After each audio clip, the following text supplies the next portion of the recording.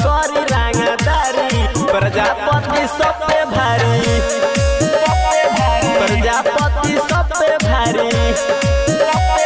तोरा जैसन लपुआ हमरा घूमेला पछारी प्रजापति सब पे भारी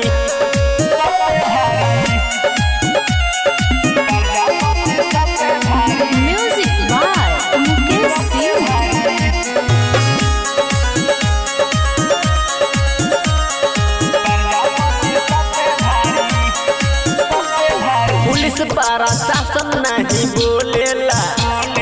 देखते सलामी हमके ठोकेला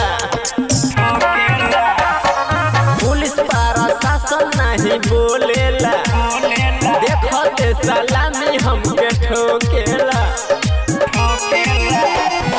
बाटे दबा हमर कुछो ना उखारी प्रजापति सब पे भारी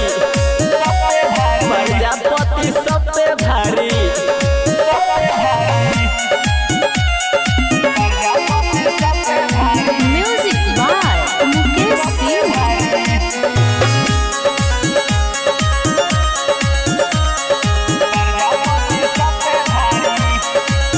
रंजित रवाना अजित कहेला